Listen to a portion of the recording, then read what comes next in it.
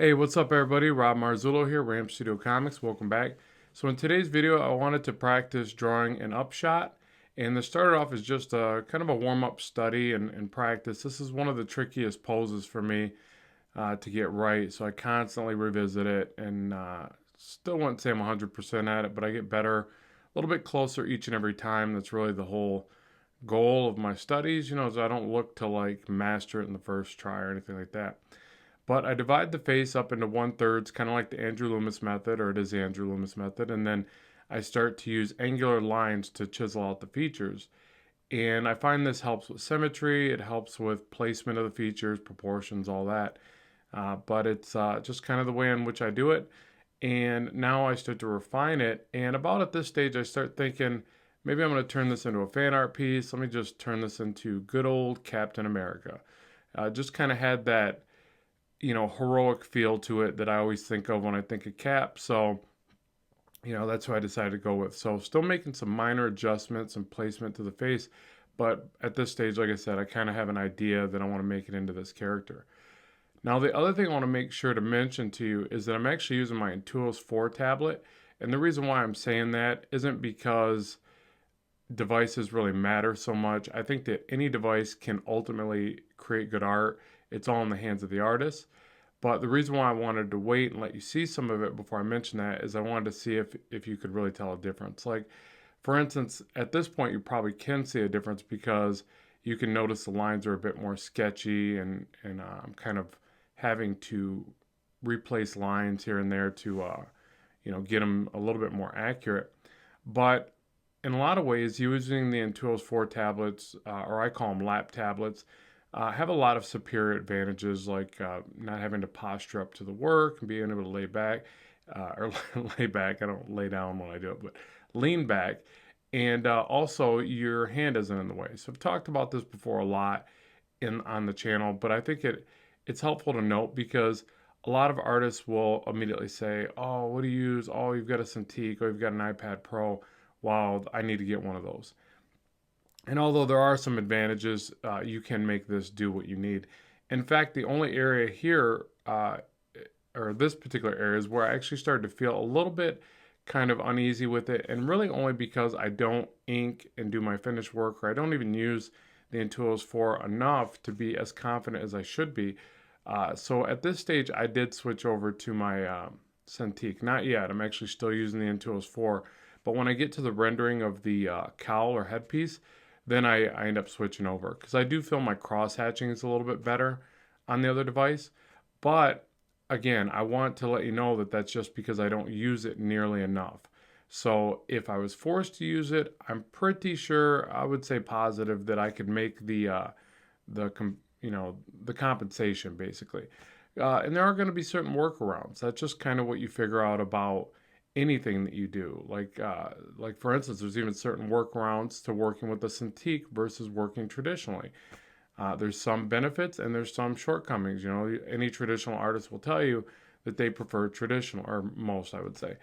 Um, but there are some very big strengths to digital. So it's give and take. Everything is obviously nothing's entirely superior and nothing's entirely not usable. You just have to figure out how you can use it, and you have to develop your own style for it. So now with this upshot, I'm starting to get to a point where I'm rendering out more of it and inking it, getting ready to land some colors.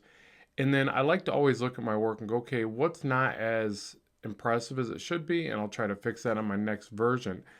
Because again, that's kind of how I develop my art style. I don't look at it like I'm going to solve all my issues today. It's not going to happen. But I also don't want to let that hinder me from producing work. So the way that I look at it is that I improve over time with intervals or small adjustments to my work. So if I had to look at this and say, okay, what could be better? I feel that the mouth isn't quite right. I think I made his top lip a little too heavy. But what I was trying to do is really give you more of a full view of the top lip. And then I should have brought the line up for the bottom lip because you're not going to see as much of that bottom lip from this angle. So that's a portion of what I would, in retrospect, try to fix and look at a little bit more. I also don't feel that the eyes have the depth they should. And that's real tricky because what you're trying to do is you're trying to get the drop shadow on the inside of the eyes, and you're also trying to convey some roundedness that you see with the iris and the pupil and things like that. So it's very tricky, and you've got to use line weight and line breaks to make that happen. I also don't feel like the underneath of the jaw is has enough distance for somebody that has this defined of a jawline. So basically, the connection point from the chin to the underneath of the jaw to the neck, which I guess you could say the Adam's apple, and the way it meets back to the sternocleidomastoids or whatever. All that needs to be adjusted to where there's a little bit more depth there. So again, I can already hear people saying, "Oh, I think it looks great. Don't knock the work." But here's the thing. That's how you get better. And if you can't knock your own work, if you can't judge your own work objectively, then you'll kind of stagnate in your ability to grow. So what happens there, and I kind of bring this up because we're going to be doing our first art critique video pretty soon. And remember, you can go to my website, submit your artwork there through the contact form. You can even join the newsletter for updates on future events. And we'll be doing those reviews periodically. The first one will be January 15th, so coming up pretty fast.